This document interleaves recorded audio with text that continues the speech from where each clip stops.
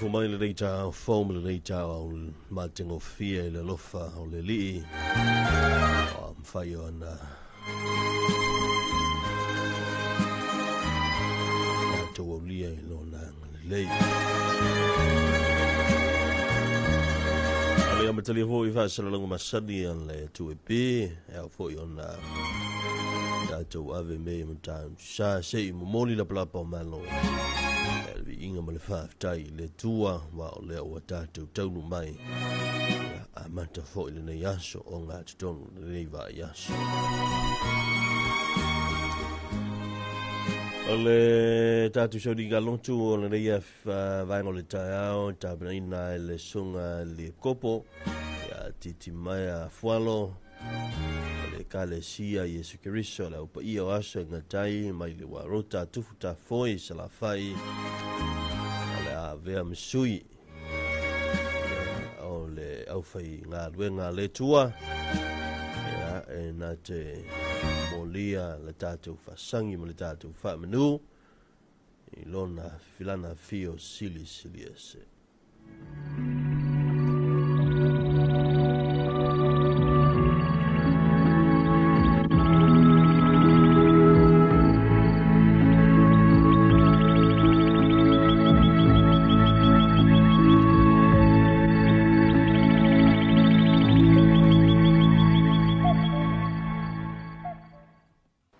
Whawhelo iatu Samoa i ona tūlanga wharupea. Mai maunga te tele se ia o I whanawiti. Le whangaroina le whawhelo ai ma whatalofa atu le whainga luenga ngā lurue le tua e sos whatawhaitaulanga. I tutonu o Samoa I kalesia kerisiano uma. Whatalofa atu taitai whale malo. Te nane, le tapo inga ta mam tina mātutua, tono mo to malawa. Ai mai se foi o le whai ngā luenga ngā lulue le tua lo whawhale le malu ma whawhale tuia. Inu mawhioanga, a wale upu fola ko le sa vali le li. O le atato wipese le viinga o le tua o saunia, a mai ale vinga o le tua, ona usaunia leo se talo mo I tātou. Yeah.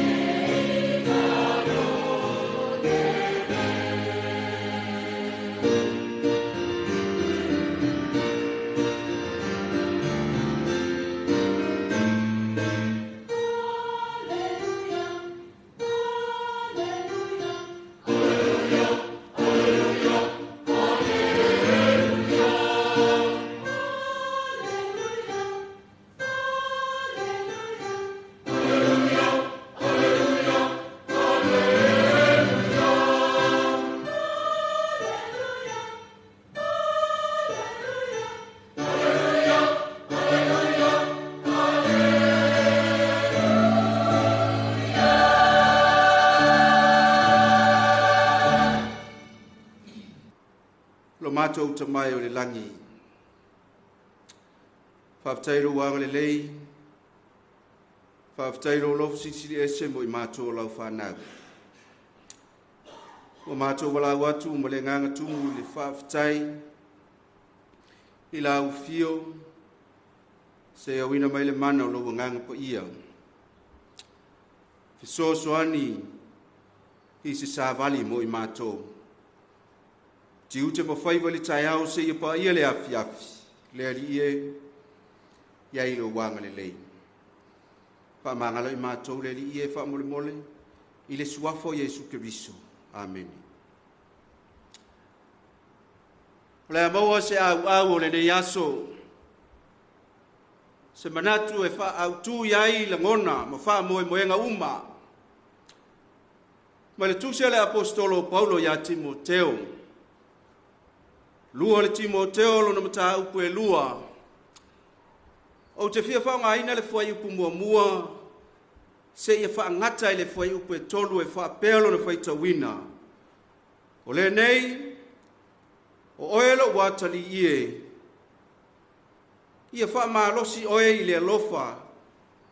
tu noa o le ali o Jesu Keriso. Le mea fo ina e wha longo mai ai ia te au ma mori mau I e to tele. Ia e tu ina atu ai I tangata wha maoni. O e uma whai ona e awa wina atu ia inis. O le nei, ia e ao I mea e tinga ai. Wha peo si tangata tau e le lei a Jesu Keriso. Samoa ai, tala le apostolo Paulo lona tali o Timoteo. O le tala e manino. Te a tātou mawhau le taimina tuina atuai Paulo I lana ngā luenga e tā lai le tala le lei a le li. Si la fia e le atunu. Si la fia e le atunu mea uma. Si la fia e le au kerisiano. Mea na tutupu le apostolo Paulo I lana ngā luenga. Mai le tala Paulo I lona atali. Whamalosi le alofa.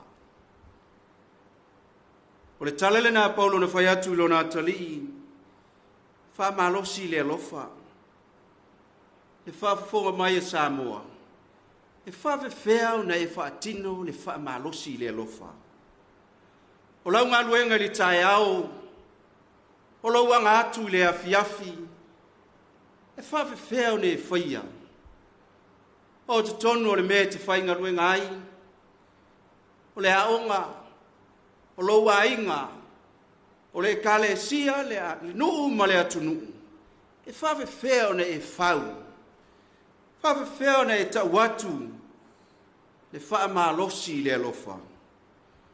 Aina whetalai Paulo I lona atali I Timoteo. Ia e tau e peo le tangata tau le leia I Jesu Keriso. Aua e te whawaivai. Aua e te nanase me tasi e te tau ona e tau watu I tangata. Ia e awa atu ia I lātou I mea le lei. Ia e whaamanu atu ia I lātou. Ma tau watu ia I lātou. O le tala le lei a le li. Samoa ai. Wow, Samoa. E iai taimi e whewai ai o tātou tita whale atunu. E iai le taimi e whewai ai o tātou tita I whale nuu. E iai le taimi e whewai ai te tono e kālesia, te tono a inga. A o le upu o le li na tuina mai a I tātou. Ia tātou tau e peo le au tau a Jesu Keriso I tātou o tangata tau le lei. Whawewheo na tātou o e tau atu o I tātou o tangata tau le lei.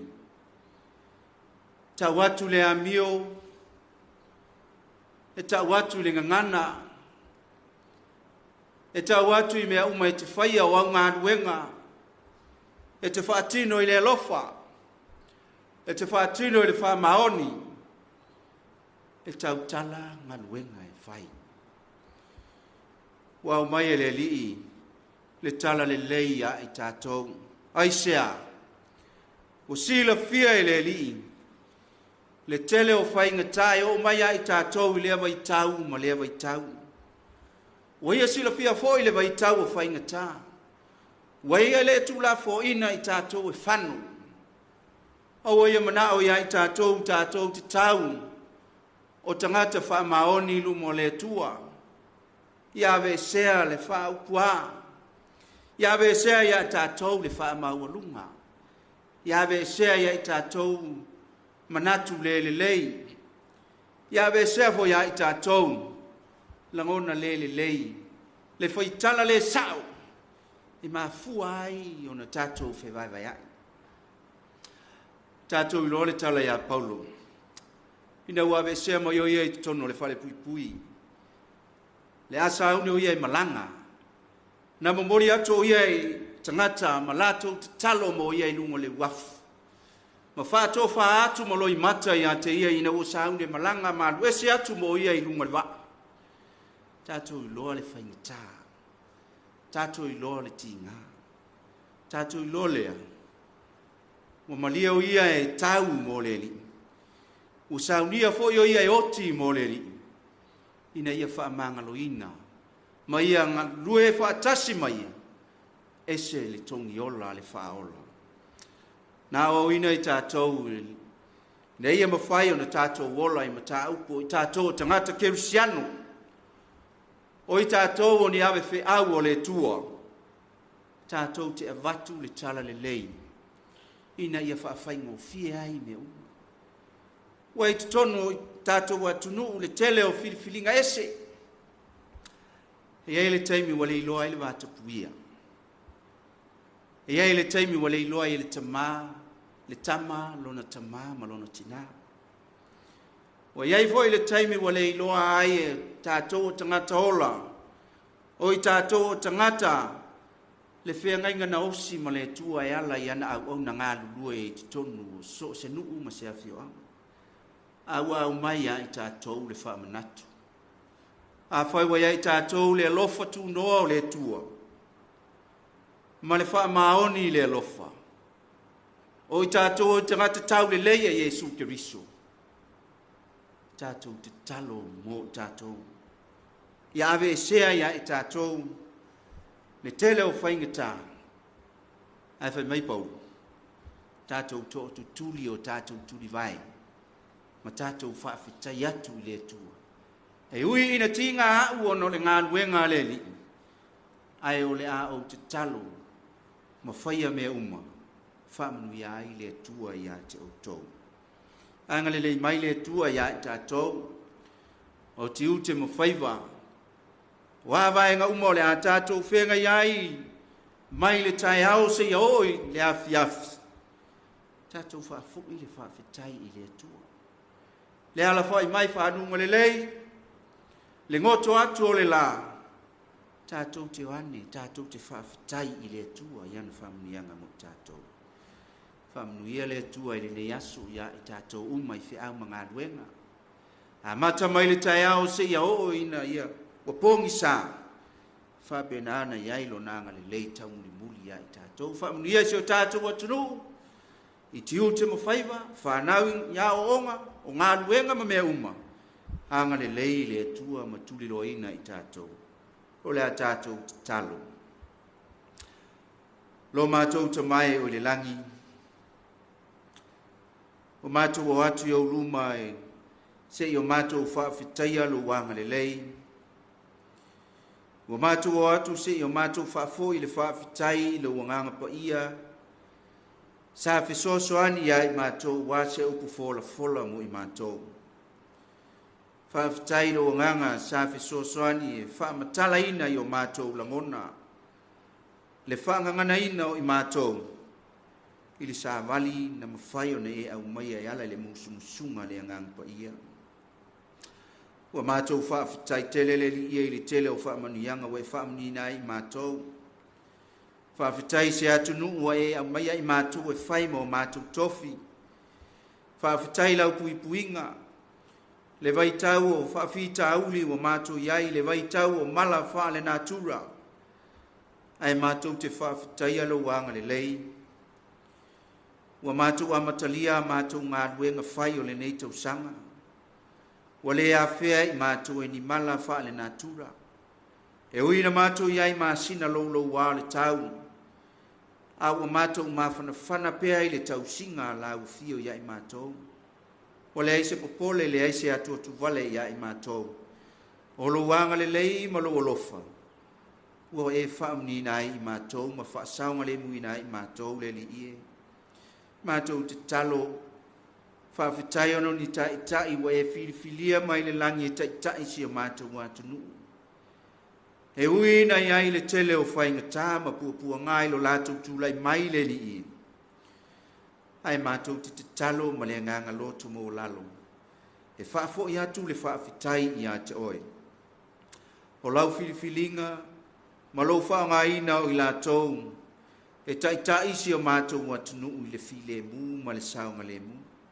Le li ielo mātou tamai. Ia ilo wanga le leia I lātou. Ia e fili le langi. Manatu, malangona le leia musu I ai I lātou. E whaato o file mu ai si o mātou watunu. Ia ilo wanga le lei tai o e kale sia ese I tutono le nei atunu. Mātou tutu whaatasi ma mātou ngā lulu e whaatasi. Ma mātou o atu I lau fia o wase manuia o Samoa mo le numanai. Mātou wala o atu le li ie. Whaamnuia I tamama tina mātutua. Lo lato whaiva lo filima o le tāpuai.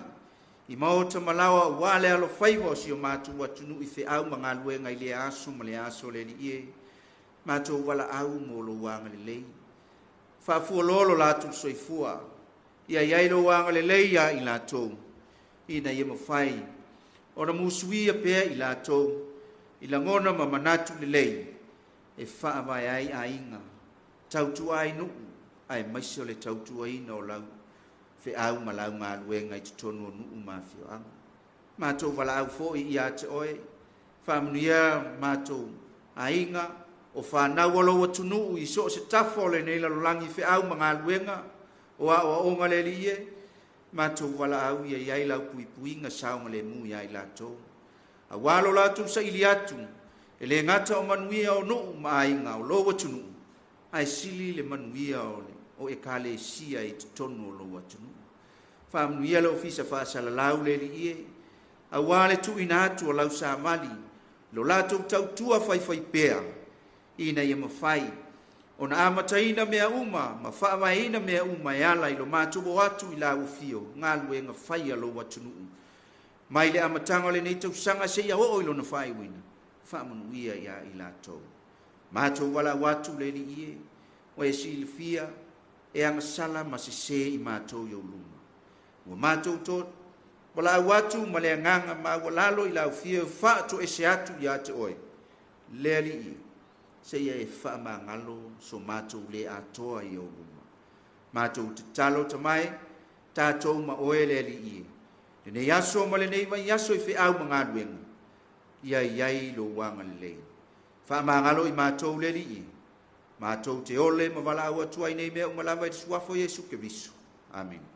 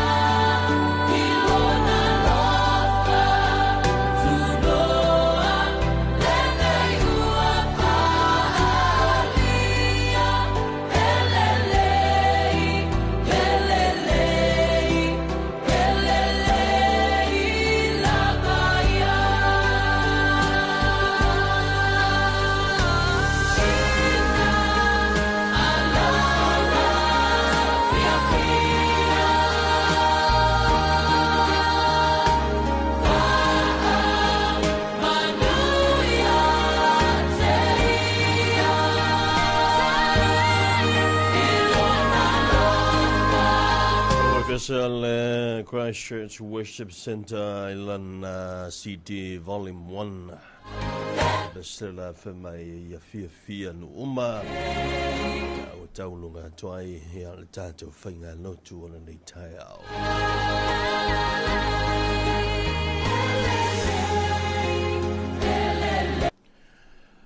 Ele tapula watu ele tu epi le watu sfulvana minuta le tu le tale le tu la fitu na rita ma tu fi rita au le le aso lulu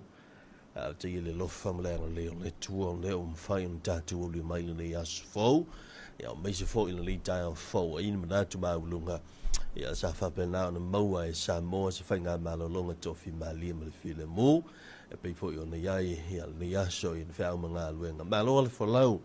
ma lo foi le ona sai i le fita i tunga i le tele o faiva lo filima safenga ia i mai lava i le amtanga o le vaiaso ia le utatu tenu mai i le onga tonu le nei vaiaso lo na solulu ina utatu iai i le asasifulu tasil le ole masina February le leita sanga lua filus fulmerono o le isila na fealwa ia le nei vaiaso ma fufau po le asa na mea lofa fa inga reva ya so ya isia na mana mea sia na tolua sia na teine o sia na tolua fa olioli io ya e fa pena lava ona o le va ya so le nei le fa ta wa fo ile na so me o aso le lofa o le fitu fa inga o le lofa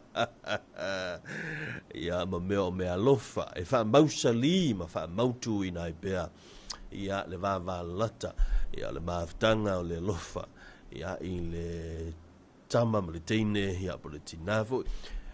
It doesn't matter pe afai o le ua o atu i le tausanga fo ile le ua litaya po le ala le matu o fai le whanau mana i o lualo. It doesn't matter. Ai o le mepitsili no taua ya o le wha mausali pe o lo lofa le o le lofa le ia wha mausali ia ile yaile o le tua ile yaile o le tua fatasi mo le lua maftanga ai fa felo yatu io la sufa no winga stona ile po la sufa la stona le valentine ia le vo ita penai fainga mealofa o le fua rosa mumu io ia ai fa pena o le tulanga na pe ona yai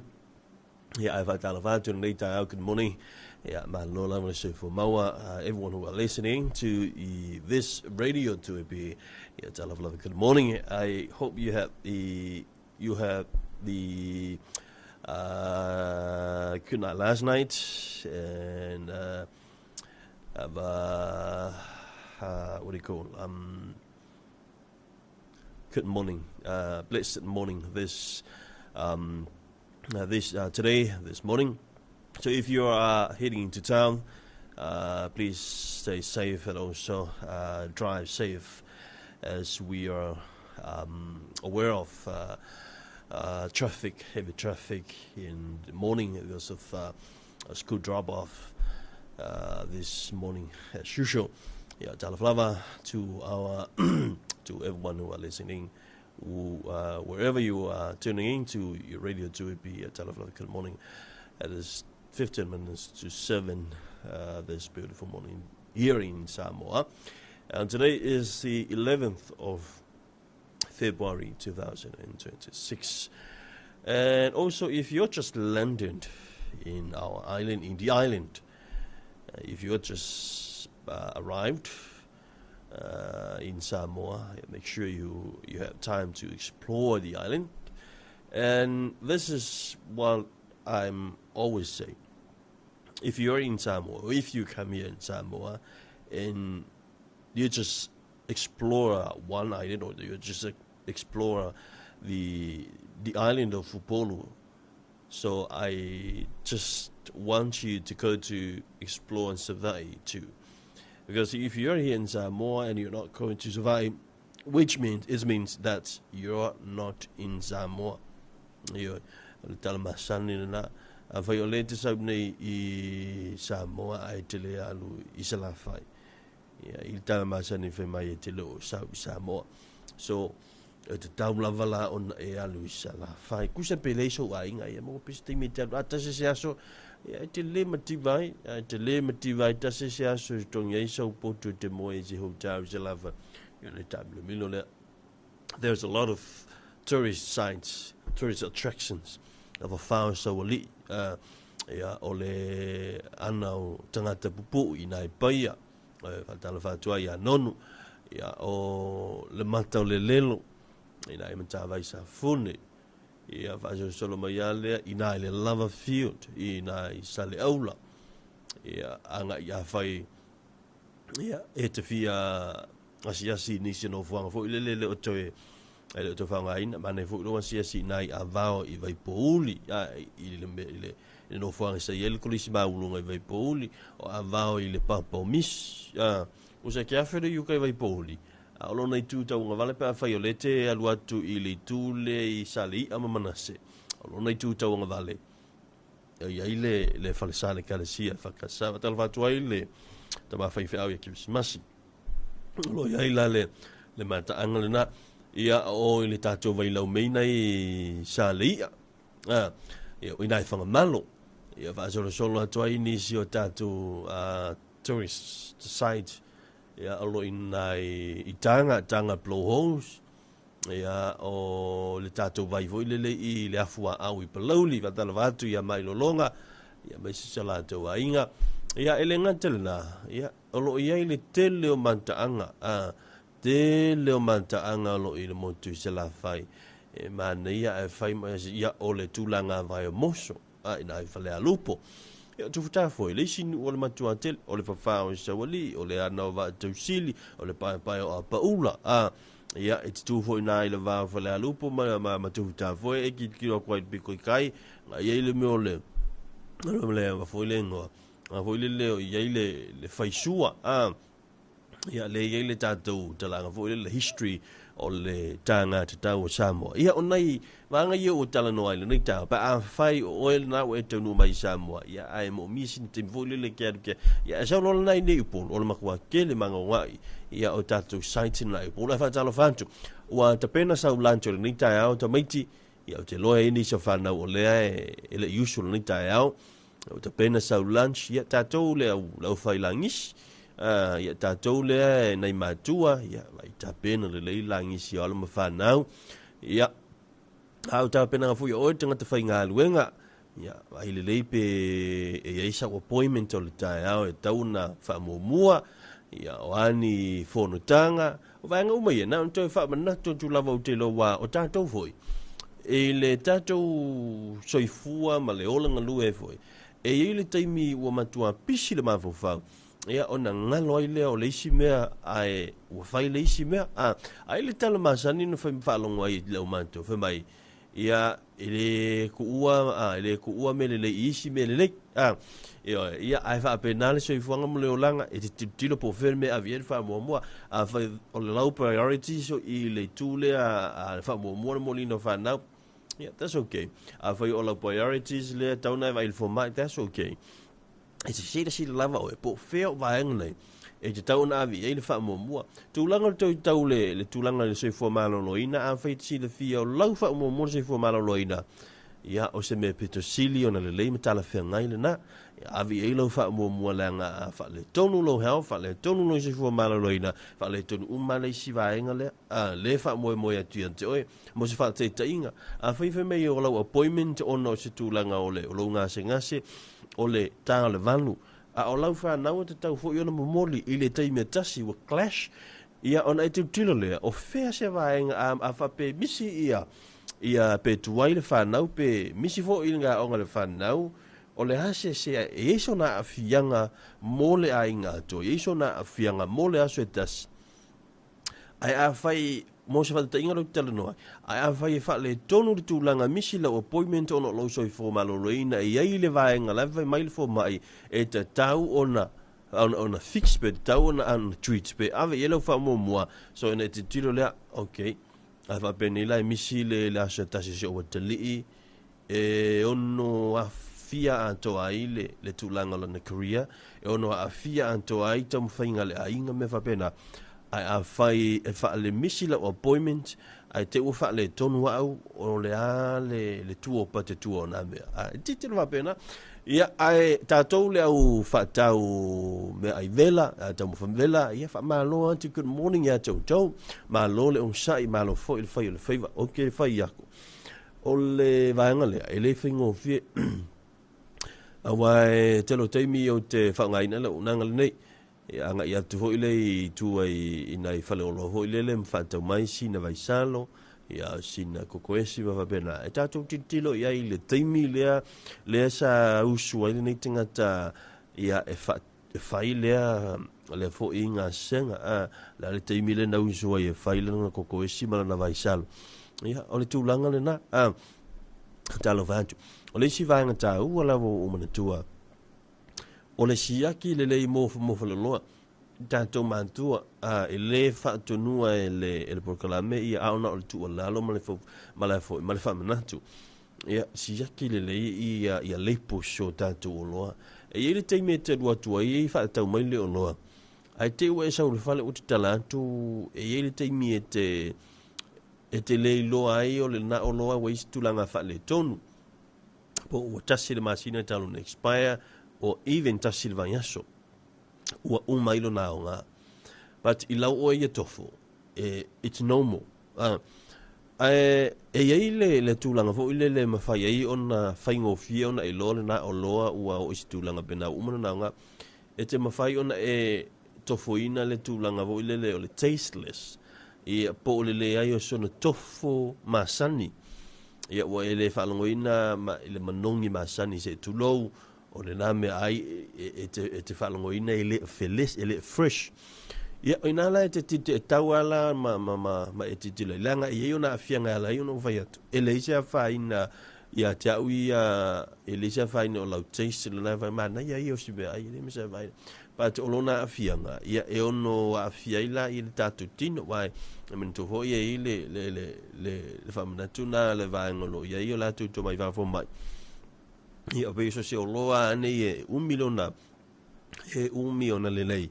ma fu ona 1 miliona le lei ona ia vaenga na e preserved ai ia pe e fa pena ona tau faina ia fatu mawina i pe le lei na o loa mo le fia le ale umi tasi tau sanga lua tau sanga o even months ia ona i vaenga ia e tau tele wa fa mana tu ia mo tatu tau e ile te mi fo le ano no ia tatu nga lo kwa piki mele o lo lunga faka la ko piki mele fa la tala ile vana ia tua po le machine taluaina o alu te fa tau mele skuli me se fana o se o le sona fo mo ita ava fo te fo le stanga tanga lo kwa piki mai but talu mai le name o kale songa fo ko se e ia te mi le sona me uma I think le te mi mo le fo isi mesa ia na list nga wa ina me fo le sona na alu te ngalo ia wo te fo ia me fo la kupiki tongi fa tau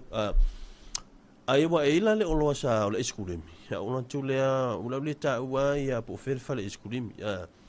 ya ona tulea fa tau mai o sa lo le o sa tu tono manto is a free sa pitolo si tu lo fa ngala tu o mole ni na fa me ya fa now o volo le ya wa fia ai le eskulimi ya man tu la o le ai ta mai luckily ya o so to lo le sa tam fa ya suina la eskulimi ya et o me to lo so le eskulimi e pe manon pe mafu tu lo le o punto le rita le ai paua ava tu afa le eskulimi o nei o fa tu le ai man ko i inga melt ya ala o ko malo e ko le sa ki o taste ko o mem ka kia ai te lo le fa fo ya fa tai fo il mala malama nei fa te lo e moni tu am fa fo i ma fa tu ele ma fai ona ma tu ele ma fai ona ai se fa na ula ngai o le u fa le ton ma pena o winga lo fa mtala ngau te fa mtala vanga le e ta u tele e tu langa fo ile mo la tele ia le fa manatu na mo tanto even ice kulimi e ke la ko kilo le lei pe o le lei ka kala ka mo fai se me kala le kulimi ina ia mautino o lai le lei ia I foi tatu chooses me fa pena o wala tala no lenga o le ta pena fa na ia onga ia ina te ua ave malape o tatou ia tulanga fo i lo ia tau mafa anai fa nau ia waltu ina tu fo ia la tu onga va talo fa tu lo singo av tavale ia ile ngato tavale lau pa sensi o tavale totino le ala vale salo e fa fo ida kolo pulo ia oi ia ai fai malie no sa ana po ma to te ina le tu sifo ma to tu le nai le va fenga mbali e tu ropa io la fionga ia o lai fa nga solo le to a mai ala nga luenga nei tama ia o ala fa mena tu va nga nei ia mo le data out on traffic ia o va nga ina plan ahead ina ia o tu nano fanga ia o la ka usilo la ka vale ia wa ko kia kupi o ko ngwa ile va nga na ina ile o le papa na malia mafenga ia ai le ngata na to fa mana to la vale I lungo patu o me lo ye kolosia fana wa onga o la tu falea onga vai opera ia no le telefo ina sa vali au taf fala ia wa fo ila na ia tu fana ia la tu wa onga but overall ia fa ma lo along sai ngi kai ao a vai o le ia se me ai tasi ai fa isa I puti o te vai atu ia te tau mafala I pu vai e man to fo tatu wana mau o la wana mau every morning te lo time e fo te me misero fa manato o le ipu vai tau mafala o ipu vai e ke fai ako la ukala ia ke e si li atu ona e malia ato to I lau ipu vai lea le atau mafala tai au na ilo le tingatala na usu mai ia sanga sanga I langa pepa pankeki o langa keki pua o langa bacon and egg o langa burger ia e sau rola o e fa sanga kamalanga oi fai ako la ukala ia ke umang ia le asol nge ia mai tala foi le fai il pili kia liva o le tamo mati o le wata no minuto ton tale o le tula fitu our radio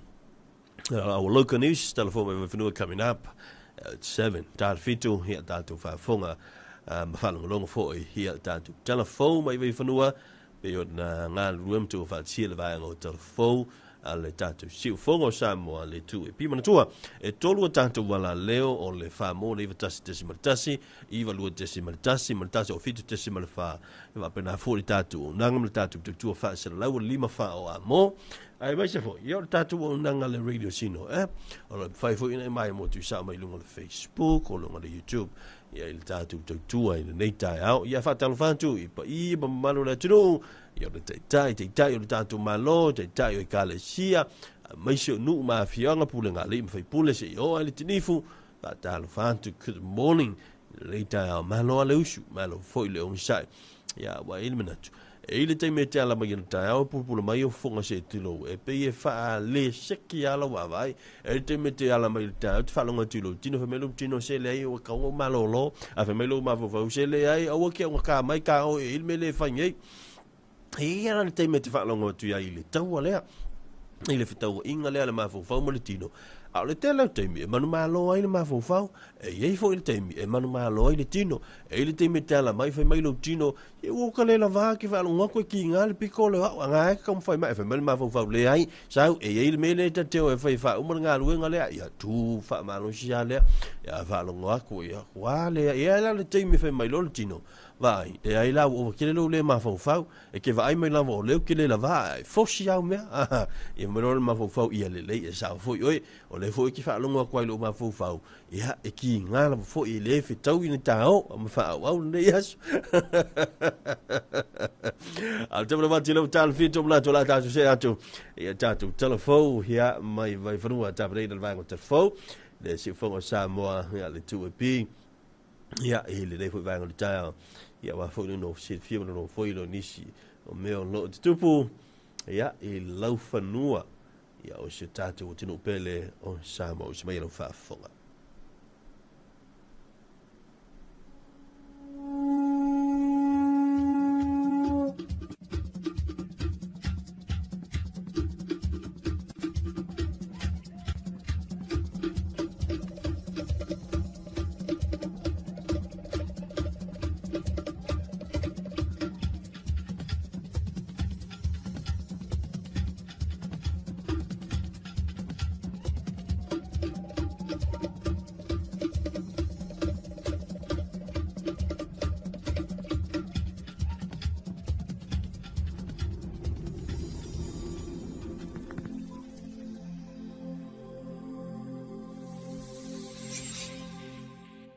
E toi whaatalofa lu tātou atunu u,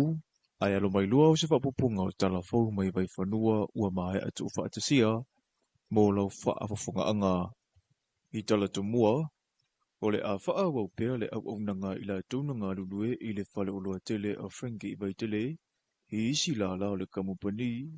e ui ua whaatama ia i le awhi le si o manga wha ngā ruenga ua masani ai. I le pepo whaamtalanga mai le pūlenga ua mauti noa ai le ai o se tasi o le au whainga ruenga,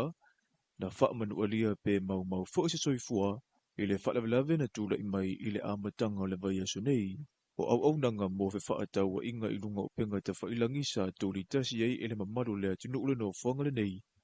Lea ua tau fia, ai ua whautua ina lea ngai i le la o lo i tuana i mato, whapea fo i, male la i utua lii.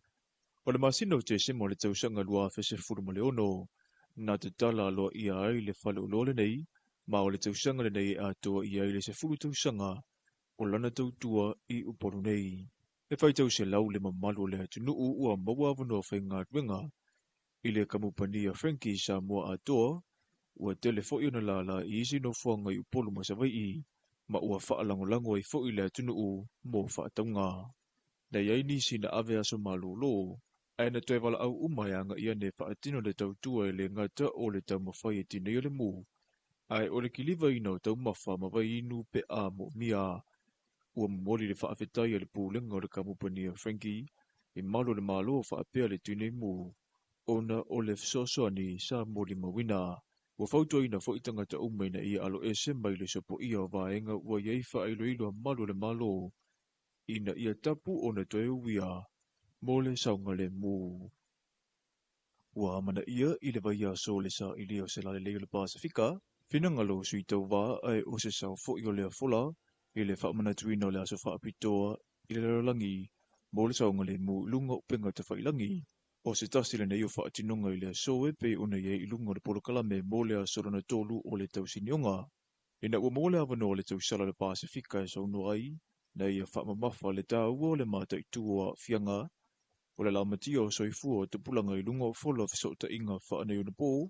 ai mei sepe a fia i o la tau mawhau. Na ia toi whaafo ia i le talanoanga i le tausanga o tuana ia o ia i le pō o le whaapoleina o le tausara le Pasifika lua wherua lima lua wherua ono,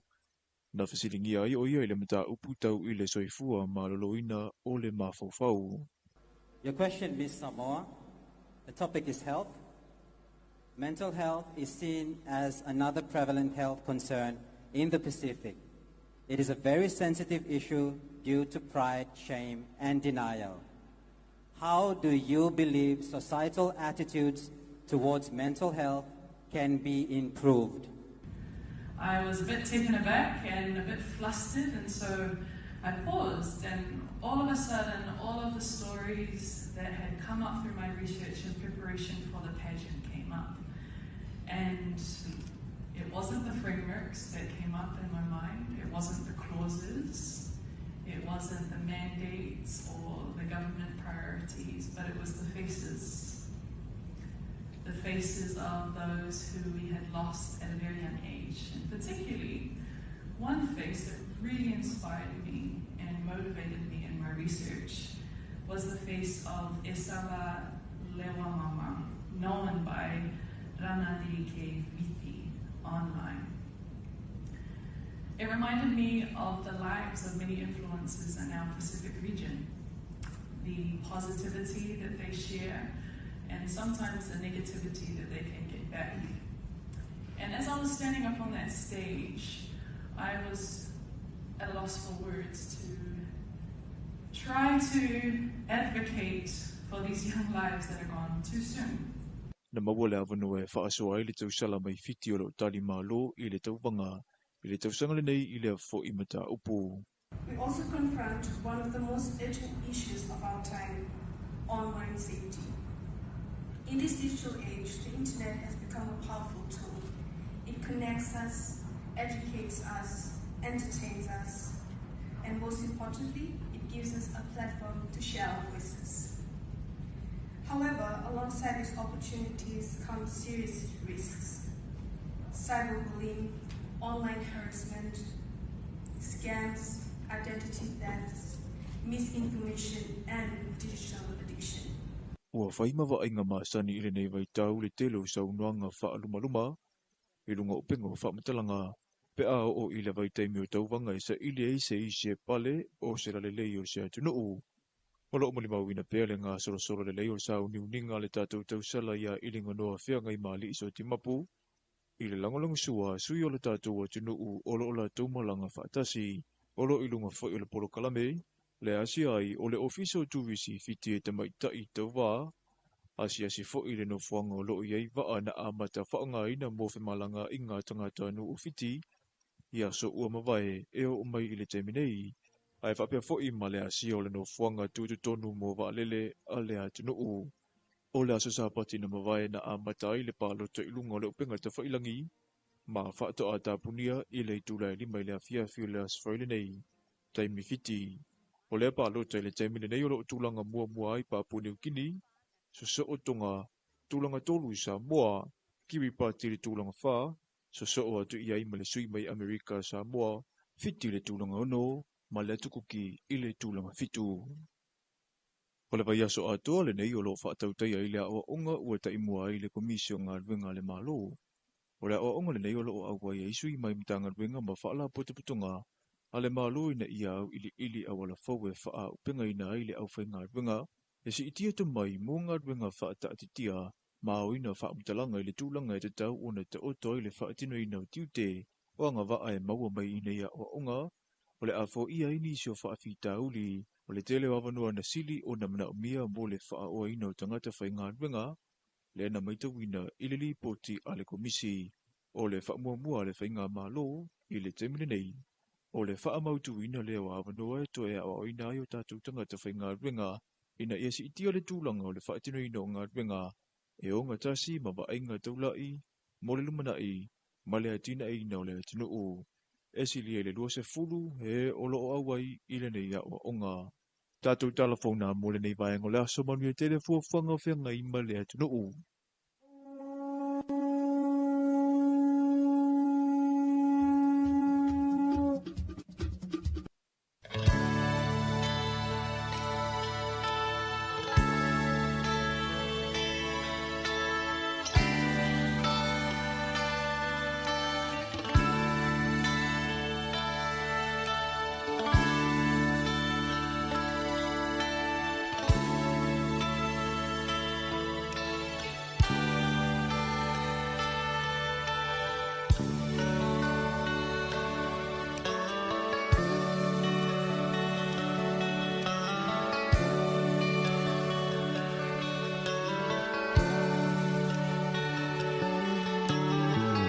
Te uloa la u atu o la umalanga Fa atu fa masa vali i le ala Po ofea alu ia i e li o lava Le i fai a fo i se fuafua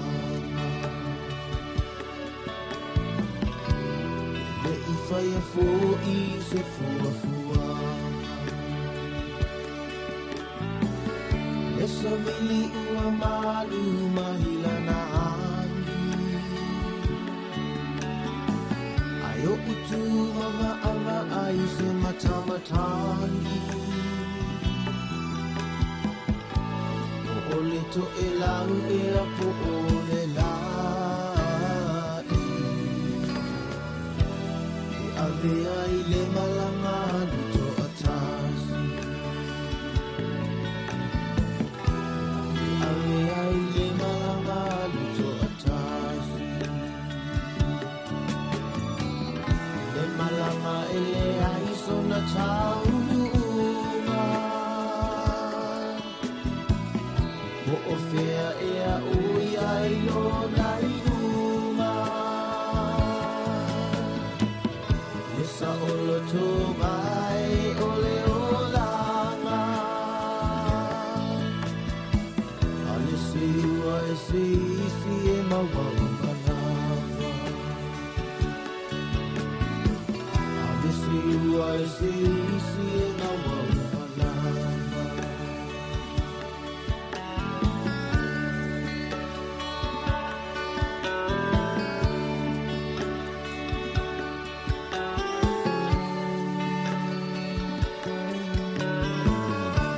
soa e ole la matu ingo toa atu. Ua vai vai fo ina I o umanatu. Whaafita uli pe o le whawhati vai o mai. Ia e maunga ai fo I vani. Ia e maunga ai fo I vani. Nui ini fita o le nei awala. Ai whaau au pia la tamalanga. Ia o atu lava I se isi o langa. Ia moe I manu ai le o limala. Ia moe I manu ai le o limala. E malanga e le aiso na taunuma. O ofea e a ui ai no nai unga. E sa olo tu mai o le olanga. Ale si ua e si isi e mawau. Ale si ua e si isi e mawau.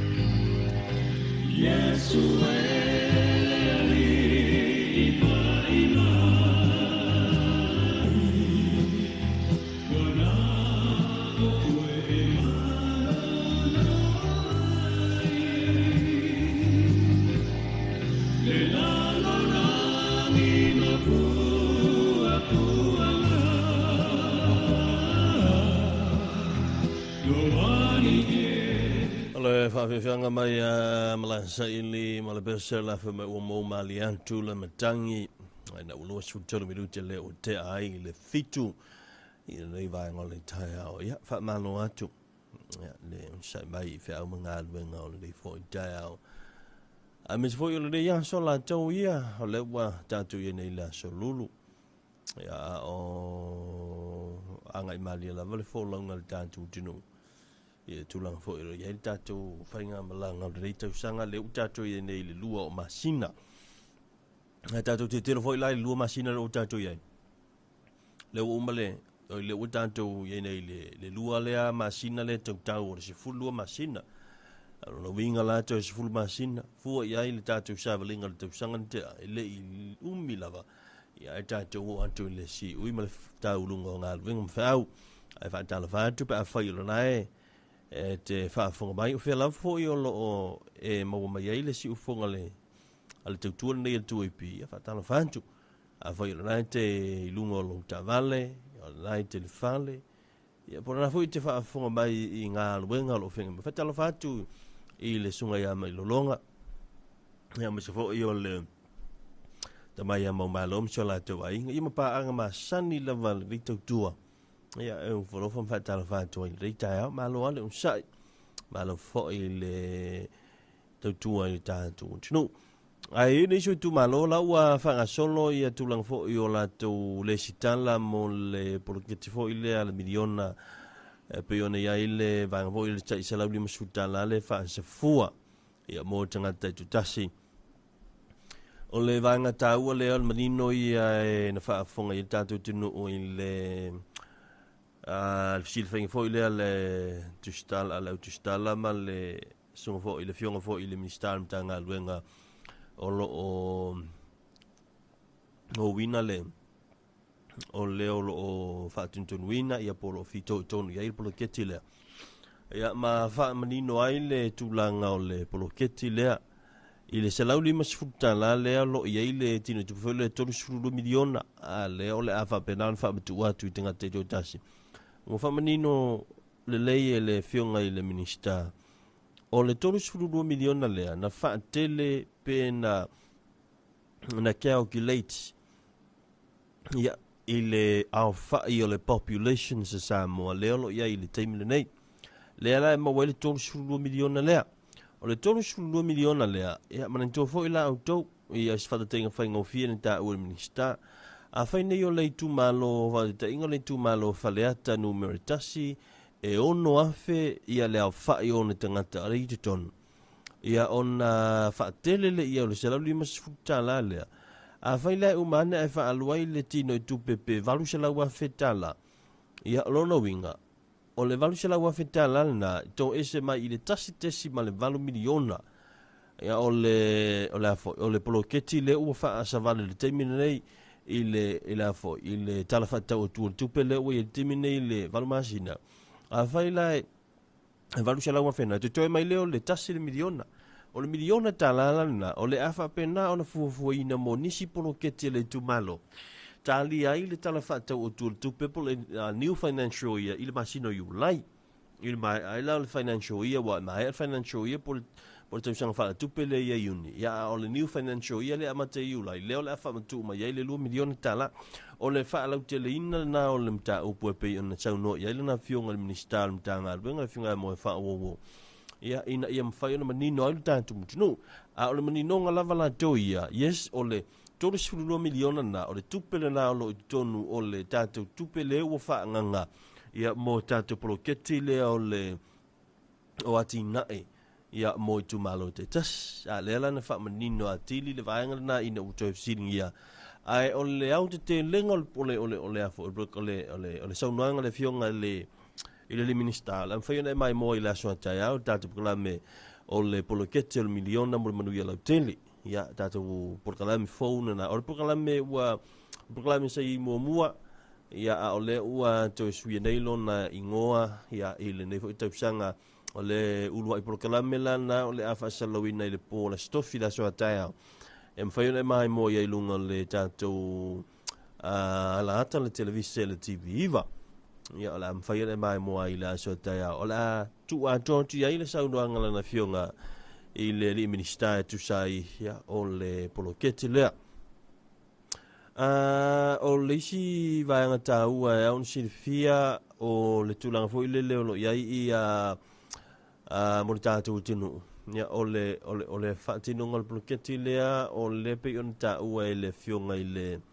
minister ele o ye se vai nga fo ile le no to ali ai le poloketi nisi o mta o nisi tu malo a fa la vo ta penali tu malo ia o ta ona fa nga solo la to poloketi ia tu langa na la ia si bang nai ni so poloketi o lai ni so tu malo lai ta fa ina ia tau fo la to fo mta o pum fa fita o lo fenga ia o lai to ali ai a o isi tu malo o la wa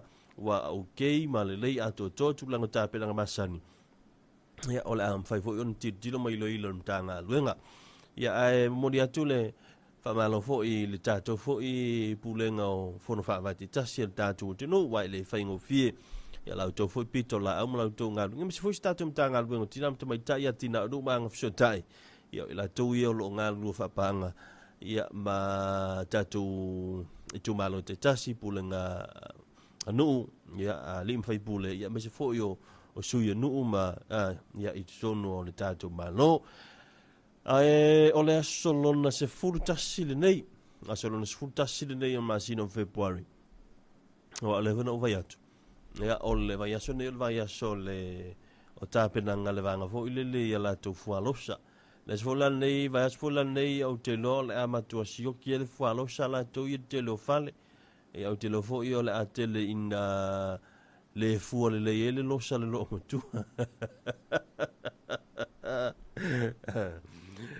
ia ai pe ana u fai atu la matanga o tato porkanami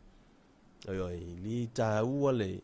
le ta ua le fa pe o le fa manatu taun fa manatu al ta ua le fa mauselina ma le fa mautuin pe o le lua baftanga o le lofa ia wai kasia le mafuanga ngi ya so le me o le lofa ala ofa ia lofa ma e fa maoni i lau tautonga ia e fa pena lava avi i se fualosa ale mo fu le fualosa ia ai pole ase isi me kaunga ave lo matuali le o le va ko le si fualosa vai sena keke vai polale me fia lo matua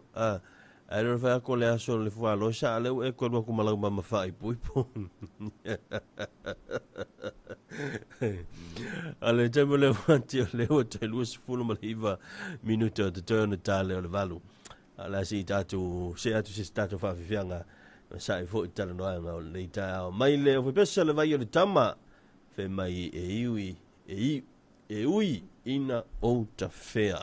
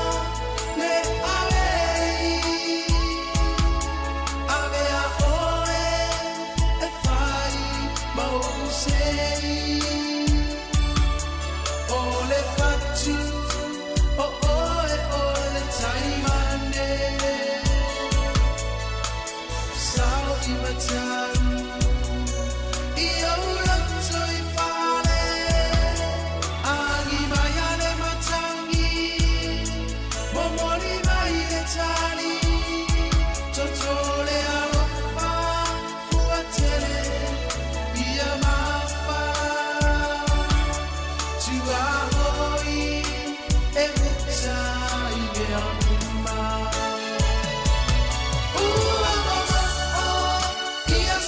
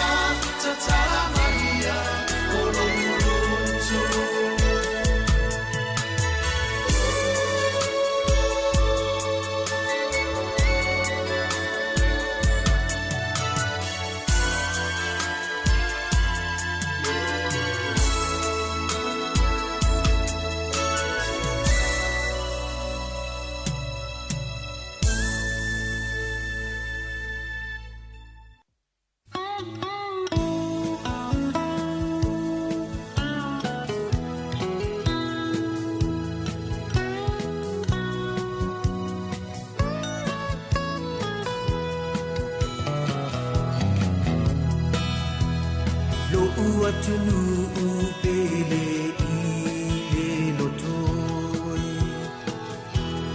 mita mita pele anganga ia titoi ilau tu malau anganu o Samoa le ngoa ilo ai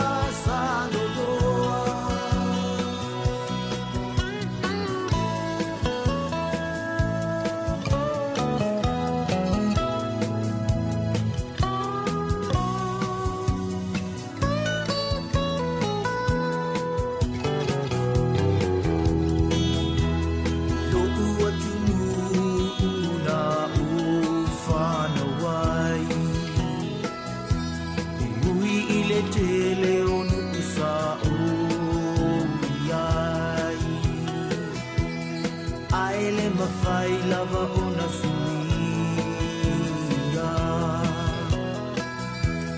Samoa oe ole penina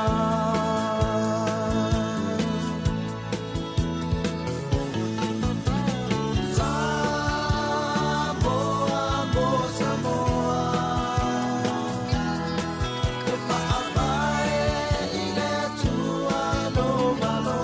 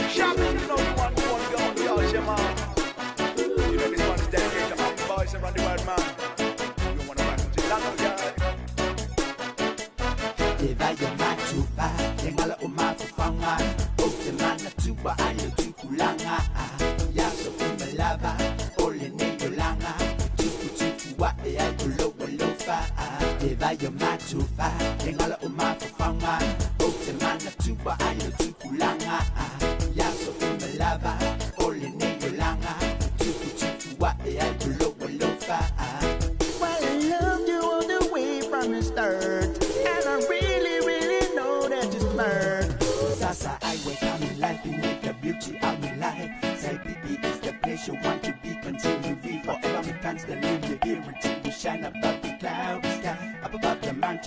yellow with over streamer. Lano, Bilano, time will sail away. Me destination will be the stop of your waking up in the dream, girl. Wake up, survive people. Here we come, we'll rise up, floating above the air. We'll say nothing about the light of my too far. Yangala umapa fanga. Otemana tuba ayo tukulanga. Yaso umalaba, ole nego langa. Tupu wa ay lofa. Leva your man too far. Yangala umapa fanga. Otemana tuba ayo tukulanga. Yaso umalaba, ole nego langa. Tupu wa ay lofa.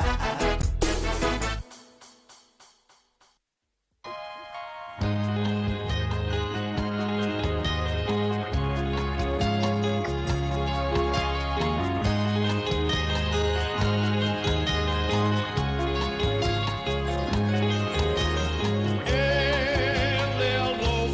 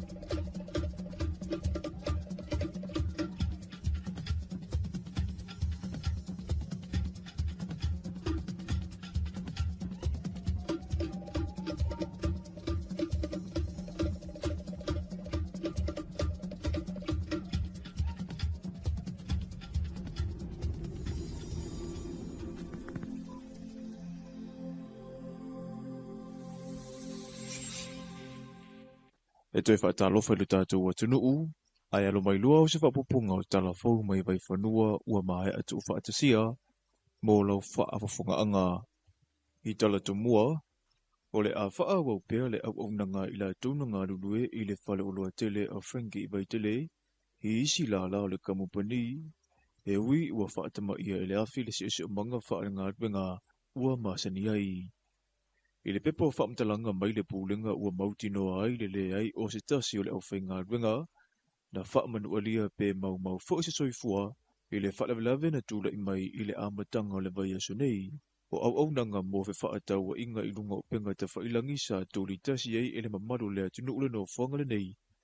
Lea ua tau fia, ai ua whautua ina lea ngai i le la o lo i tuana i mato, whapea fo i, ma le la i utua lii.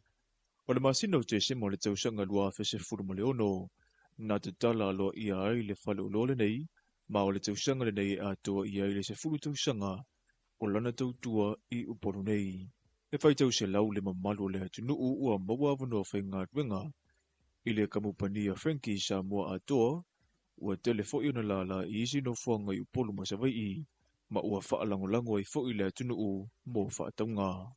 Nei ai nisi na ave aso malolo, ai na toi wala au umayanga ia ne whaatino le tautua e le ngata o le tau mawhai e tine le mu. Ai o le kiliva ina o tau mawha mawai inu pe a mo mia. Ua mwoli le whaafetai le pūlenga o le kamupania Frankie, i malo le malo o whaapea le tine mu. Ona o le sosoani sa moli mawina. Ua whautua ina fo itangata umaina ia alo e se mai le sopo ia o vaenga ua iei whaelo ilo malo le malo. Ina ia tapu ona toe uia. Mole saunga le mu. Ua amana ia i le vai aso le sa ili o se la le leo le Pasifika, finangalo sui tau wā ai o se sau fo i o lea fola, i le whaamana tuina o le aso whaapitoa i le lalangi, mole saunga le mu lunga upenga te whailangi, o se tasi le nei o whaatinonga i le aso e pe una iei i lunga le polokalame mole a sorona tolu o le tau sinionga. Ina ua mole avano o le tau sala le Pasifika e sauno ai, na ia whaamamafa le tā ua o le mata i tua fianga, o le lamatia o soifua o te pulanga i lunga o fola fisota inga whaanei o na pō, ai mei sepe a fia i o la tau mawhau. Na ia toi whaafo i le talanoanga le tausanga wa tuana ia o ia i le pō o le whaapuleina o le tausara le Pasifika lua wherua lima lua wherua ono, na whasiringi ai o ia i le mata upu tau i le soifua ma loloina o le mawhau. Your question, Ms. Samoa. The topic is health. Mental health is seen as another prevalent health concern in the Pacific. It is a very sensitive issue due to pride, shame, and denial. How do you believe societal attitudes towards mental health can be improved? I was a bit taken aback and a bit flustered, and so I paused, and all of a sudden, all of the stories that had come up through my research and preparation for the pageant came up. And it wasn't the frameworks that came up in my mind, it wasn't the clauses, it wasn't the mandates or the government priorities, but it was the faces. The faces of those who we had lost at a very young age. And particularly, one face that really inspired me and motivated me in my research was the face of Esala Lewamama, known by rana di ke viti online. It reminded me of the lives of many influencers in our Pacific region, the positivity that they share, and sometimes the negativity that they can get back. And as I was standing up on that stage, I was at a loss for words to try to advocate for these young lives that are gone too soon. Na mawale avano e whaasoa i le tau sala mai fiti o lo tali malo i le tau wanga, i le tau sangale nei i le fo i mata upo. We also confront one of the most urgent issues of our time, online safety. In this digital age, the internet has become a powerful tool. It connects us, educates us, entertains us, and most importantly, it gives us a platform to share our voices. However, alongside these opportunities come serious risks.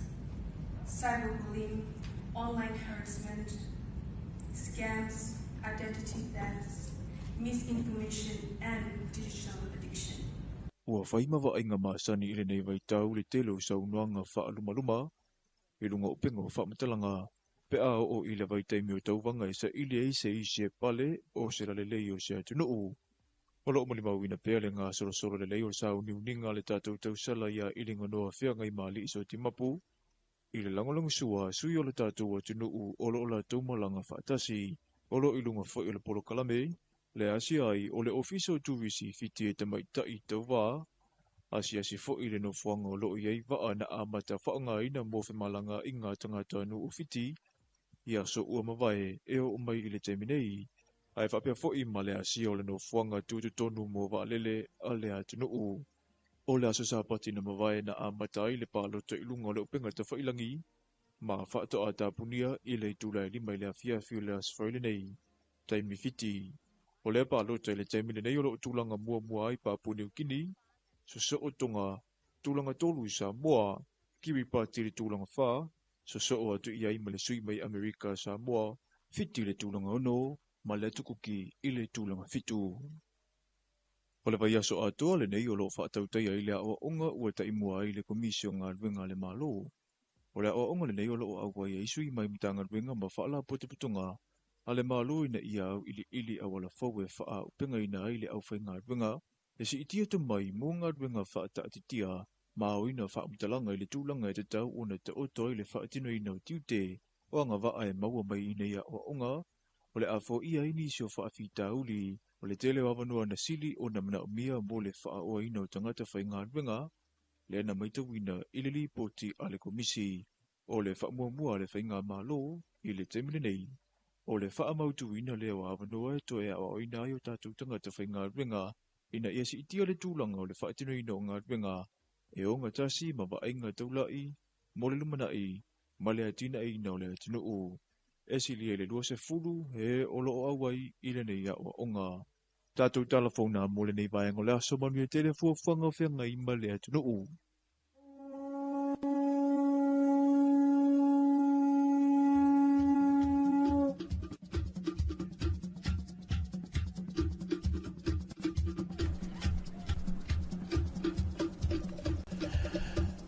Tala fau mai vai whanua e pui on tapleina vai ngoi tala fau, whonga i nātu e le sunga matau e ne sāko,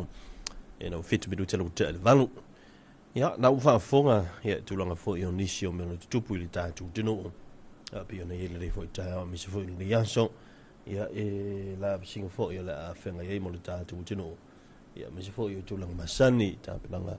ia wa fo i le hanga i atu, ia i le tau whainga fōi o nei wa. Ia so, ai whātala whātu lau talinga whāso tau loa, ia malo fōi lau sula ni tai au. Ia, so i fōmanu ia whatia, me se fōi whawhera i atu ma whātala whātu i le mai mua whāwhonga lu tātu tunu. Nei tai fōmanu ia so fō, ia, malo so i fōmanu ia, malo fōi le langi o mā, fō mata o na e lu tātu tunu i tiute ma ngā ruenga a mata, ia me se fo i o la vasinga ma whaatama soale inga masani tu nā tu fo i whanau ia onga ia whabea fo i tūlanga whai mali o si o tātu o tunu ia sa le fo i mai tawina ia le tūlanga o le susui mai pea wingo le tau ia le fo isa mol mawina le palasi fo ima timunga i le nei teimo le tai steimo le tai au ia me se fo o tulanga masani o tapena ngal tatu tunu ia lo ia le ne fo va yaso o le va yaso le sa o talono ato ai faso va yaso nei le a fo taula ia le va nga fo le e fa mo le a pola se la to fo I me alo fa la tuina tu e uia o le va no fo le si va nga ia e fo I wa o le fa to a mata le si va nga o le la fa te tali o le furfa le e fa ilonga fo I la to fo le to fa mo se li ngi me o le lo fa wa o la sufa machine de ia vol va son de ia la so le ta o le valentine ala lau ke o ala winter no ala nga le to va ia tu lunga o penga te fa ila I tele o fa la wi lo ani se business o company ia o le ave nga ile so le ia be se lava ia o meu a fo o bakeries ia o la o mai la to fa la wi lo fa mai fa tau so keke va tau so teu ia ona va tu le tina o tamaiti ia pe va tu fo le tamau tamaiti ita sia me fo le o fo sia mea ia vai pe fa pe na lava o mea la mai fa fo ko ki o mai fa kai ka ia le o sau wa ia le o tato nga I fu kala ngo ka ko le fu alosa tala no tato la so fu fa o le masina tele na ia fo vai nga fa pena pe yo ia me na tupu mai na vai tau o malo roma ia sa ka fa o so mai ia na vai nga fa pena ai tulanga fo le o le si fo yo vai nga fo le lo fai fe au ia sa ia yo le taimi fo sa tapu me fai poiponga al fai ngal malo roma sa tapu me fai poiponga fa sa me fai poiponga ia na sa ye na fai fe au nga sa ka lokal nga kai ia sa fai fa nga la ko fai poiponga I tono fai poipui ia mai wa ia en tanga tavaleida ia pena fa o fo ye o ti na fo I ve ia na mafua ia ona fa oso mai al vaenga le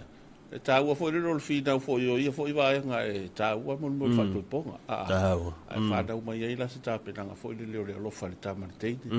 ia po le lo fa fo te ni tama ia o mai lo le lo pa fa mai ka ko fa ma ku me fo alosa e le fo alosa ia ka ko ke lo po la le fa I kai mi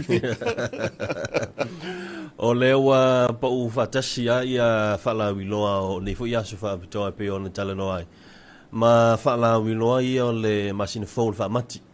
ia lewa tele ta penanga me se fo ma ftanga tina ia tulanga masani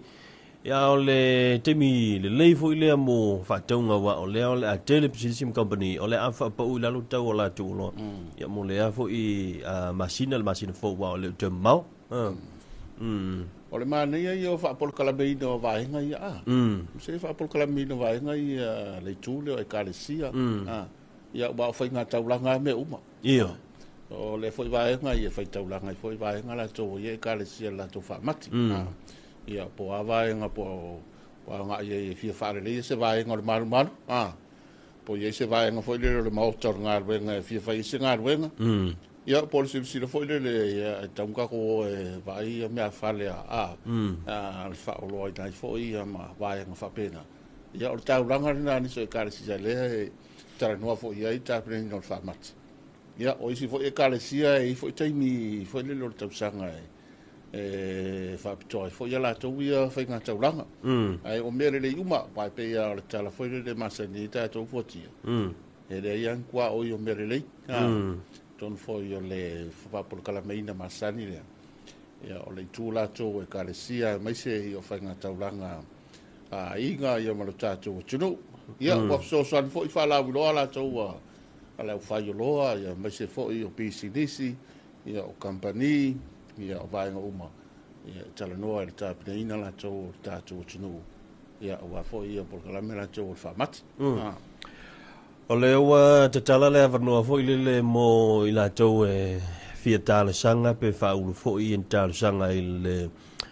mo tatou tufutufa ngā whailonga fo I mpine tau loa ia I whailonga fo I tau loa ia o lewa tala le avanua e mwhaiona tala sanga ai ia a whai o nai tila fiesta ngata te silafia anga va mo ia failo i la to fo ia sa ia ilo la tu sao ia ilo tatu tunu le ngata le malo ia me se fo io tu langa alo tele o le la ua vanoa ia tatu forms fo ia fatum ia ma fai ona ia tatu sanga fai la ona e anga ia fai ona silafia isi te mana o nominate ia te mana o ia fo ia fatum lo na ingoa mo le fa mo ia na gaile le official palmia a piki mai ia le pepe fatum ia le fatum le ia no toi avele tonu ele ia o la soiva mati ia mo le ilo ilonga ia le committee o la ilo loina ia vanga mantua o por kala me uma ia le wa ta auto wa fa ta auto nei mo le tatu tuto tas ia le tau sanga al me ne pe e fua ngai vai ngane o fo ino tau lo ia o vai ko pena ia o vai ngata ua ia o leisi vai ngata ua saleu o le sa talo mai le fono le committee fo ile o tunga fo tasi ia mo ale tatu tunu ia mai se lava ia o teita o nu mafio ia po teita fo io o fautas ia o le lato fono le pe foninga o le tau fa fo le fa matali ia tulango tapenanga mo le tatu tunga le awa le tuto tasi o tau sanga nei o le ato e bifolinga o le ato e to e amata no to e toso mai le tulanga sai maseniai pe o le vanga le na tau falonga to le fionga te tai le tunu o le ato e faitunga fautasi o le ato e faitau vanga fo le fai li pu o tulanga fo o savali ia ma fa fianga vanga fa pena ia tatu fale itu ia pe ona masenia i las e ka ilu ia wa o le sa o maua mai le taimi ia o kala kiki ia i savali ia sa amata mai tai o i fefo i tai o i taulanga ia pa solo mai i nei pia Paule vai ngau te lo te le maua mai fa so o te lo te taimi wa le te falongolongo atua i la matua o mele mai ole umo o mene ia so ia tuto tasi aso ia na ua pae le pautolo o le ala wa o kamanga ia pe o te lo tu atu e ile kamanga o kolo ma ole tulanga foi le mana ia foi fato fala inga marto e sila ia tato malo vai ngale e mane foi le to va foi il tele ta pedanga ia mar tele foi o va venga sa wa a focus o lo que va ia ko ila o ka penga me ko le ninga America Samoa o lo wa ta penga ai fai ko le ninga ani se fautasi il territorio America Samoa ia masalo por fu America Samoa wa mo el fu America Samoa pe ia le fo mai fo le ila tu ta penga va le wa o sa no alta yo le malo ia e fo ia le foi vai ngole atu fo ia ma wala dia fo ila ma nisi o tatu vai ngai mai America Samoa ia e va ve alta i fo ti va ve tai a foi o le tana ma ta na fe lo ai committee o vai ngai ia mai se o tai o fa pulenga o fa lunga o fautas ia e le foi ona ta pena ia pa ni se fio ia lo ia fa fita u li fo le fo ti o le income Bola ini si foi le ya ko ke le voi fa foi ngal nga fa vai taimi na pa wala le fa mo ya a fa le la fo ya o a le la fo ya o nga wa le sina vai nga sa fa ni sofio anga o le la fo foi le o mai tomi cha o nga ya la to fotos ya e mana ia foi mau ku ai ma sta pena gale le tet a foi se va foi le va ko ia mai alo pensula ta e ka nga le dalo va lo ia wala io sap e ole tulanga na ia ita pelanga ole tutu tas ole ata tu se atu wale fasalawino le tatu le pontel market ia pe foi ona ia ni ta ia le sa ngai toi le sunga ia twin tu pai ia war tu mai ta tu liputi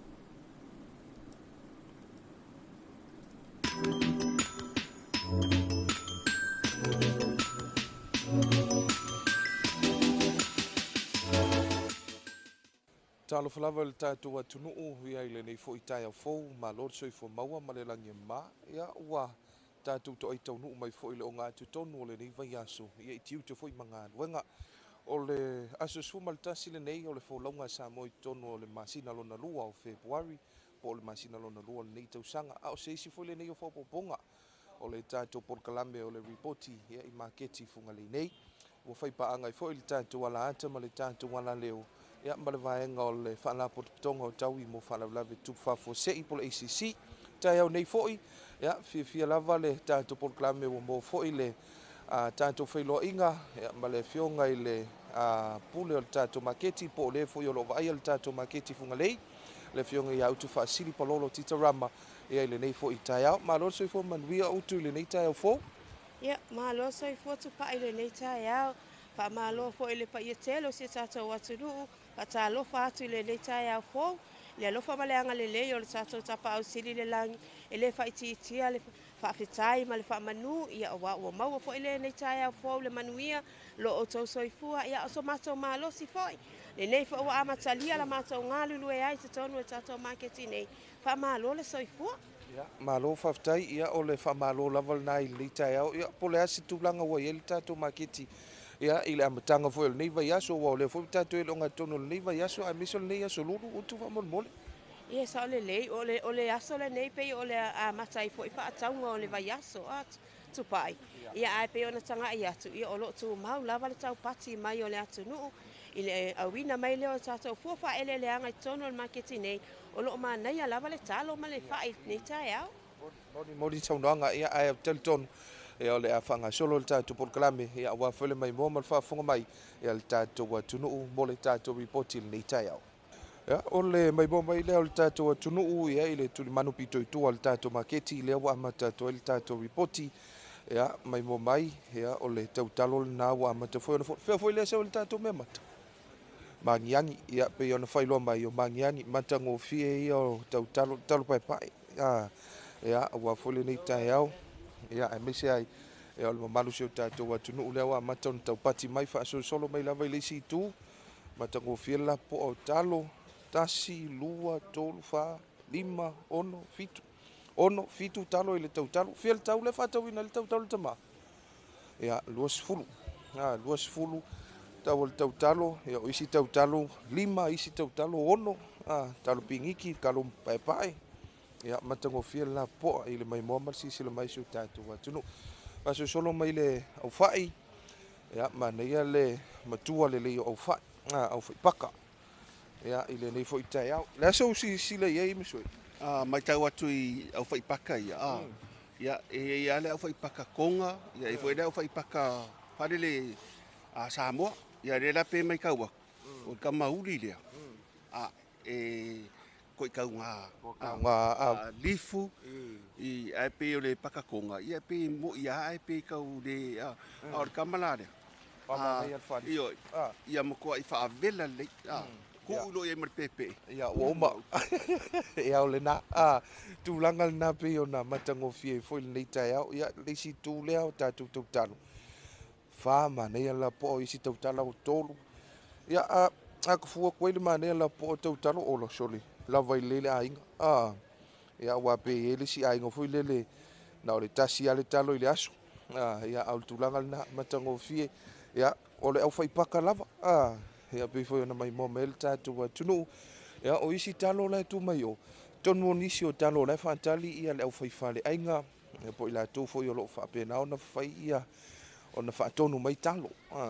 asosolo mai ia o isi tautalo lenā pei ona fola ia ua foʻi le malo le seo tatou atunuu o lea leʻi taitai le taeao amata ona faatumulia faagasosolo mai lava toʻatele le atunuu ia sisila mai ia o nisi o talo na ua fola ia o isi foi o talo loi tonu o atigitaga foi lea ua amata ona faamamā ma fola ia faasosolo mai lava i lisi tu lea ia pei foi ona maimoa mai ia magaia le aufaʻi solo mai lisi tu ia aufaʻi manaia le matua o le aufaʻi ia e mese foʻi ia o tulaga o le mea mata i lenei taeao ia o lenā faamamā lava ma fola ia auā foʻi le mamalu seo tatou atunuu pele sau o le kako mea maka sa faka ia sa fata tamaiti o le aiga malosi ia fai mai tama ia o le kalo le lei ar kalo le ia solo mai le si tu ia o le tulaga na ia i le nei foʻi taiao ia faasosolo mai ai le matagofia o tautalo ia pei foʻi ona mai moa mai ai le tatou atunuu ia o le talo paepae talo piniki good morning tina ia fele sau i le takaukalo ia mo le vaisafata ia o le au safata lava ia manaia matagofia tautalo la popoa ia faasosolo mai lava ia maua le akokoko o isoli ia mo le malu sio tatou atunuu ia o le ʻaufai Samoa ia e maise ai tele ma le anoanoaʻi faasosolo mai misiluki ia magai ai o le kama le falifu ia faasolo mai ia i isi o manioka ia manioka ia pei ona mai moa mai ai akoulu ia matagofia akoulu au lelei akoulu lenei taeao ia me se foʻi maua ia akouli toʻatele o isi e agaʻi mai ia e fiafia le uli ae kau le fiafia kele le kalo ia maua foʻi kala le fusi luʻau luʻau ulo ia luʻau kauaga ia tele ia vaega ia loo maua i tono le tatou maketi fogalei nei asosolo mai pea ia i le maimoa mai le sio tatou atunuu ia o nisi nei o fua faaileeleaga ia po tulaga o le mea mata lea ua fola i le itu lava le ia maoka seu kakalo lenā le foʻi e faasolo ona amata ona faamamā ia ona fola foʻi lea i le maimoa ma le faafoga mai ia ma le agaʻi mai foʻi sio tatou atunuu ia o le itu lea o aufaʻi 5 3 2 4 tau aufaʻi manaia isi aufaʻi na ua pula e le maimoa mai foʻi sio tatou atunuu ia o nisi nei o poloka i tonu o le tatou maketi ia ae maise ai ia matagofia ai o faʻi le kuaiga faʻi lea tina ia soaʻa ia soaʻa lenā lea atu ai tupai faapula lelei ia peʻepeʻe lo asakai ia e vela mai ia makuaʻi magaia lava pe a faapea lea ia makuaʻi pula lelei pula ia vai i le maimoa ma le faafoga mai le atunuu e seasea maua ia o le tulaga lenā matagofia foʻi le fiaka o le pepa kipolo le faatau ai 5 tāla lime ia ma le lemon ia o le kipolo pakupaku le femelu faivai ia o le kipolo faioka la lea mo le malu sio tatou atunuu le asiasi mai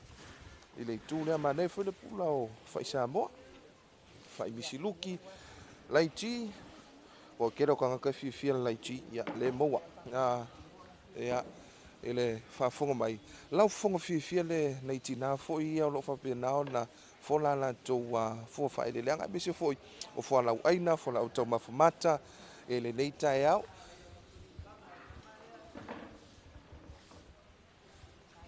ia maguelge aso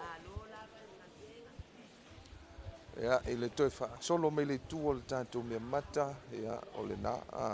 manai ai o le lapopo o le talo ia e maisei o isi uta talo ia ua na o le fola ia faamamā ia fola loa lea ia ua foʻi le fofoga taumafa ma le agaʻi me o sio tatou atunuu ia e maise ai ia o le toʻatele ia o le malu sio tatou atunuu ia o isi tautalo lenā ia i le maimo mai tautalo 2 4 valu talo isi tautalo 7 talo 6 talo fua lava i luga lapo ia pe afai foi o lenā e te asiasi mai le tatou maketi ia faasosolo mai lava i le isi itu lenei ia o amata lava le tatou agaʻi atu i le pitoʻi luma ia o nisi na o tautalo 2 4 7 8 talo i le tautalo 20 tālā faatauina ai ia 20 30 ia le tau o tautalo ia nisi na o malo le atunuu lea ua amata ona toʻai taunuu mai a latou popo ia o lesi lea vaega e tele na suʻu e o le popo lea lau kaungu mai ia le kanga popo ia manai ia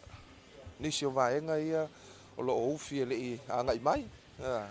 ia o tulaga lenā lenei taeao lea o fa'asolosolo mai lava o tatou toi taunu mai le pito I luma o le tatou maketi le fa'afesaga I tonu ma le Frankie Mall ia o nisi na o le atunuu ia ua fola talo ia ma fa'agasolo fo'i ia tulaga o lenei taeao e fai o le fola o talo ia o le mamalu foi le atunuu lea ua usu mai e auā le faiga fa'atauga I lenei taeao ia nisi o ʻaufaʻi makua magaia ia fai ala viluiga ae fimagao e fa'apula ia fa'atau atu ia ma le fa'apula isi tautalo lenā ia le pito I luma ia pei fo'i ona mai moa ma fa'afofoga mai ai lo tatou atunuu ia I lenei fo'i taeao ia fa'asolosolo mai lava ia pea le sau ele kakou mea maka ia o siumu ia o le feʻoga siumu ia le sau ai le mea mata si tamā lea le ua fola ia su mai le tatou maketi e maua ia le maketi fugalei 2 luasfuluuma lava sau alakalo lapoa le o'o alakama le fekoafola ia e 20 ia I lenei fo'i taeao Alo toi atu pai o le tulaga le mai tauina le taeao nei e le o ia se tulaga e fai o le lelei o tau o mea mata ia e te mine a o le tulaga fo'i I le mamā ia mamā nei pe tasi lea vaenga lo ave ia le fa'amamafa fa'alele ia ona o le ia fa'amamāina ia mamā totonu o le makeki ia aua ne ia se o ota fa'alele ia pe aua foi e tagatou malo foi mai fafu e lei foi ale o mai masiasi mai lai mamā manai ia o lenā le sina vaenga I tele na si lai foi le fionga ia utu ai mesel tanto faigaluega le maketi tulaga o le fa'amaina a o le tulaga magaia le kaupopo 2 faogo 8 10 popo 10 popo I le kaupopo ia I le maimoa mai lea si o tatou atunuu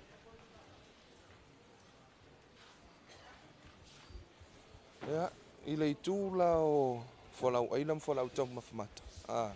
ia ma isi vaega ia matagofie mo ai fa'ipula ia o vaega o tipolo ia mo fo'i kaifa'i o fala o koko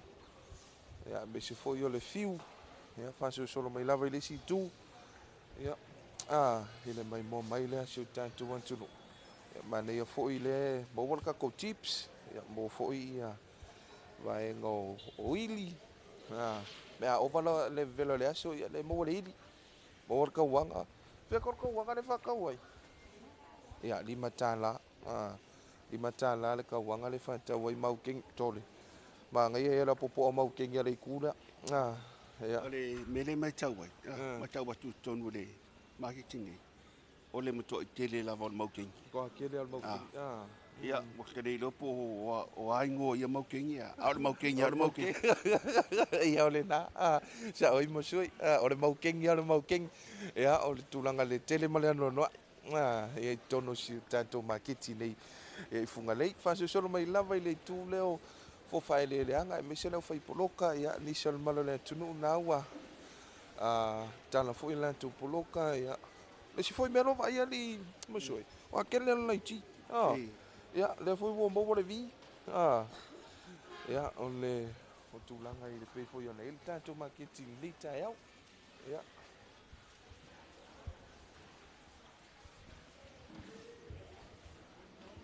aneia le tutu mai o fala so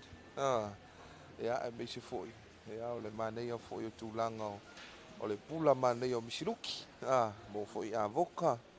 ia pula lelei fa'asolosolo mai lava I le itu lea ia o lea fo'i aua tele ina tatala nisi o poloka si o tatou atunuu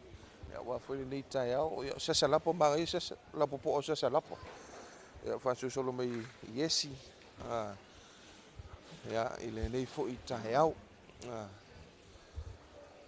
koko 10 tālā I le koko ia I le maimoa mai si o tatou atunuu ma le fa'afofoga mai ia fa'asolosolo atu lava I totonu lava o le tatou maketi I le itu o whalau aina, mo whalau tau mata. Ia, mai misi o sole. Ia, ole na, ia ngmakar ngō koe masoi. Makua ke lea ole mau kingi. Ia, o mau kingi la poko lei o isi mau kingi makua la poa la ubi. Ia, mau foi le salu. Salu 5, salu 2. E tono le tātou no fuanga na, e tono le maketi. Ia, le whakua kongu mai isi tātou vaenga ia. Mahia i o fusipi. Fia le whātau e le fusipi. Fitu tāla. Ma nei ai o le felesi, ia mese foi. Ia, tulanga o kapisi vai, kapisi sainga. Ia i tātou poloka lea. Ia, pei foi ona. Mai mua mai le tātou atunu. Ia, lea wa toi tau nuu mai le tātou ripoti ia i le itu o Talofa Samoa. Ia mese foi vaenga e maua i le fonga tau mafo o man whaavelaina. O le itu lea o le smufi le tele ina whaalau iloa i tonu o sio tātou atunu. Ia, mai le whai o le whala, sasalapa ma le blueberry, 5 tāla, 10 tāla. Ia, o le nei foi vaenga o le tai au. Ia, mese foi. Ia, o le mai mua ma le whaafonga mai sio tātou atunu. Ia, nisi o le malo le tunu le ua toi tau nuu mai ia ua foi le whaatau ina o le smoothie ia i le nei tae au ia a whaapea e o loo e tauanga i mai le tae au ia tuli mai lo le mo le smoothie wa isi le malu si o tātou atunu e anga i mai o mahea ia e pe o le tae au lama ia e tele ina maua ia si vaenga le nei ia o le isi nao vaenga o loo whapena o na whaanga solo mai e si o tātou atunu ia i le nei tae au wha solo mai pea ia i le whaitu nei o Talofa Samoa ia wa foi le malua le tae au ia e o tātou taunu mai i le vaenga lea maua le vaisalo ma nei ai o le vaisalo e whaatala ko koesi tolu tāla ko pai tolu tāla ko koalaisa tolu tāla sua whai tolu tāla mo foi i whaausi ia i le mai mua mai o le tātou atunu fia foi le whakol whaausi se fulu tāla whaausi kalo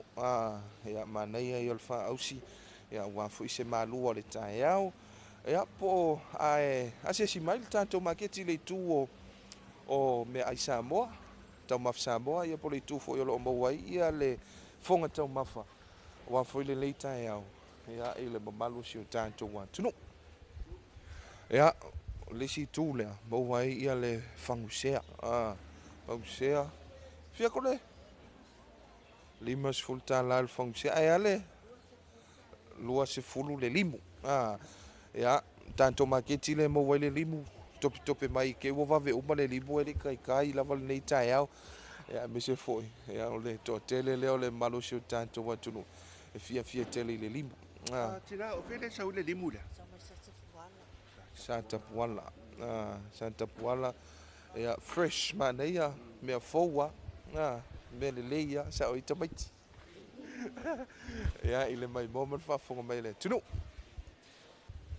ia o le nape ona mai mo mai le tātou atunu ia i le tātou ripoti o le maketi ia i le nei fo i tae au o le asolulu le o ngatono le nei vai aso ia saunoa ia le vangfai o le tātou polkalame utu whamolmole le nei tae au Ia whawhatai mo le awanoa tupai ia o whawhatai fo i mo le awanoa le tātou pokalame le nei tae au. Ia ua maua i le awanoa le maketi nei, tala atu ai vaenga o loo whapio nei te tonu ma o loa o loo whapio na whaatauina i tonu tātou maketi.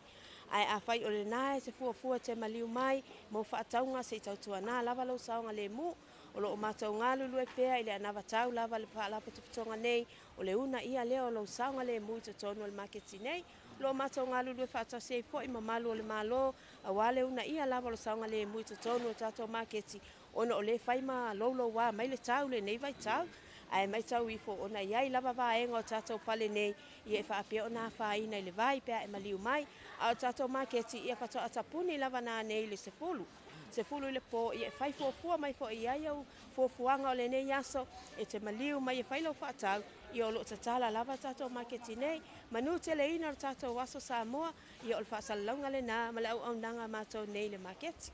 Ia, o le nā, o le whionga au tu whaasili, palolo titaruama ia le nei foi vai ngol tai au ia o leo lo fa pe naun fa du du el tatu ma kite multi nei manu te leina fa va matiu te sio tatu atu no le nei foi ia sololu soi foi ia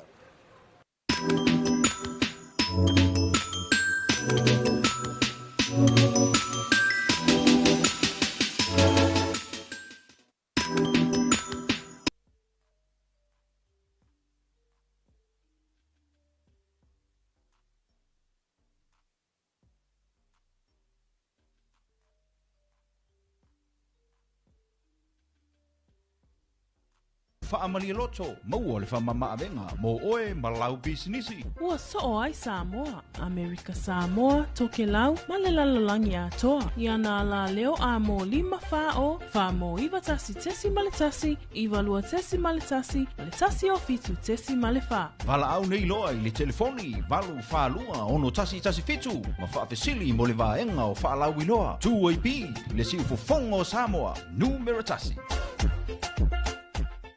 Talofa lava i le nei whaapoponga o le porokalame whaasolo o talafatu i le ngana Samoa.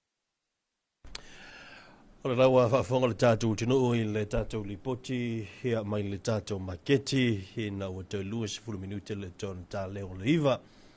Mana ia le tūlanga o le tātou lipoti le maketi whaaso, te le tātou me tau mawha, i mse fo i o fua whaatoanga, pe o na wawa i atuai nita au. Tasi leo mori mau fo le fotia o le mori mau e tātou fo le. Ia o le to tele la unga rui. Mesei. Ia o le tele tau mafa. Wa le whanau nau ta inga ia male. Mana unga lea mau tau ave le tātou malo. Ia baua pia tau mafa. Ma ia lava pia tau mafa. Ia whamaro le unga rui. Le unga rui le vao, le unga rui whatoanga. Ia tele vaenga mori mauina i pea ia tātou ripoti te tasi pea la so lulu. Ia swareile mana sona. Ia nai watu ai tātou ripoti na al maketi. Ia mori mauina i pea ia tūlanga lato. Ia o le tele o fuo whae leanga, fuo whatoanga. Ia ma se fo i o le mori mau i le ngā rurue lato i le tele o nuu mafioanga. Ia ma se tātou tū mua neit. E fo i taimi e tate mori mau i ripoti e la e tau whami fo i le ngā rurue lato salafai. Ia e mori mai la tau fo i tau mwhainga. Ia o le tūlanga fo i le mo mana onga whataunga. Ia au se leni fo i a wadwha i ngol vea fo tia. O le na wawai atu i le lipoti le tātou maketi. Ia o te wawai atu i le whaifo i le lo soa. Ia. Sia o na tātou maua le whai. Ia whai e tala noa i lau to i le to ina male lo matua e kiki ngofo whale si tewi e whalongo fe me e.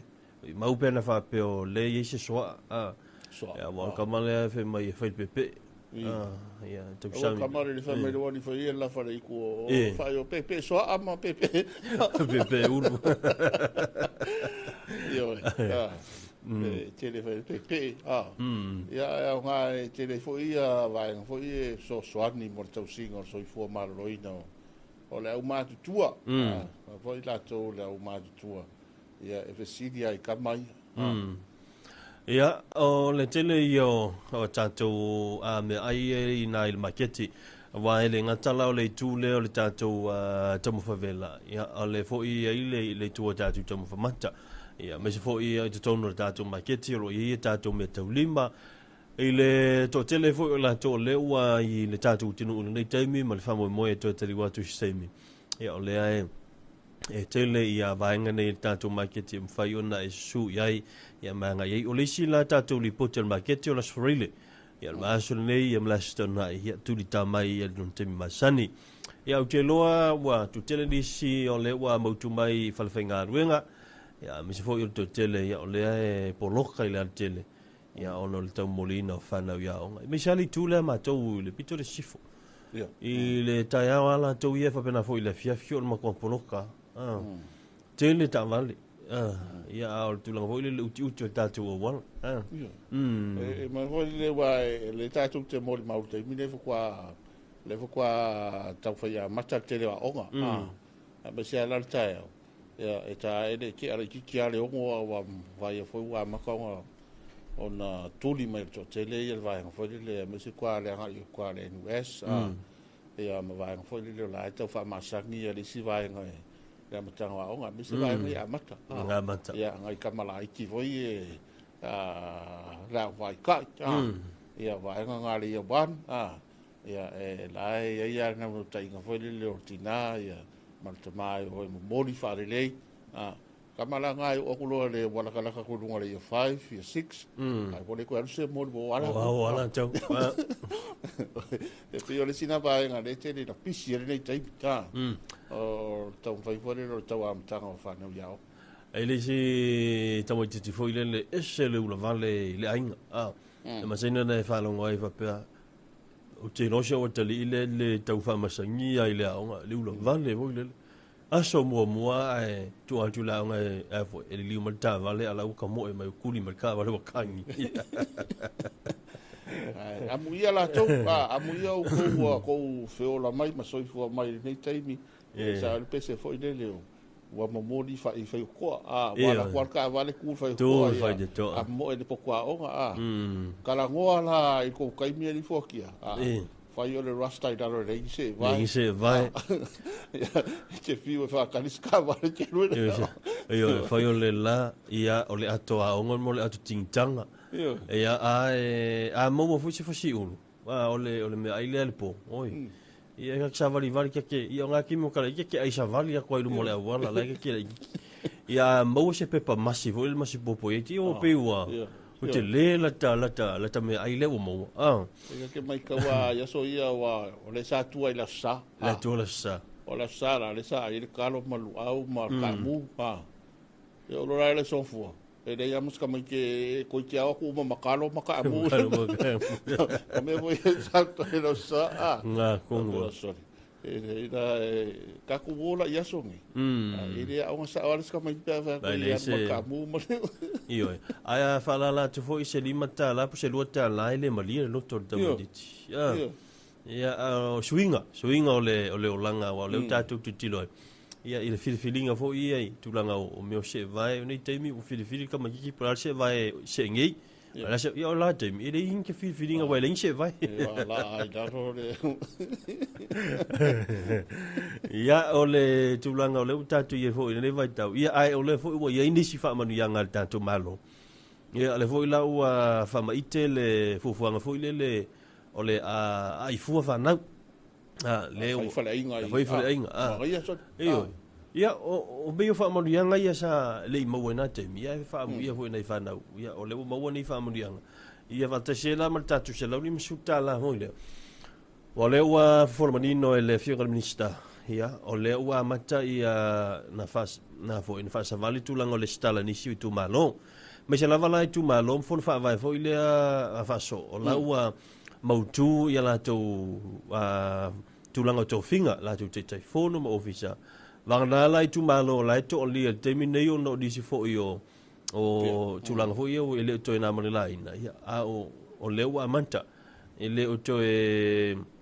mamao ia ona mawale o la se lauli masutala se lauli masutala tanga to tas no winga fa pe o lo wainga e to no lo winga mawala o la fase la ulima sfu ia ile ia pe fa pe la fase fu le vanga le al mana ia wa lento fa manino fa so le vanga le sa utano fota ia ole pe ole sa la ulima sfu miliona le sa la ulima suta le ole tonu ole tato miliona fo ile ia ole tasi ma le valu miliona le afa nga solo te nei ma le ia fa te ingale sa mai ava pene yo olo itu malo pe fata inga lua fe ia le fa yo tenga te ton ia ona fa telele ia yo le salaudi masfuru le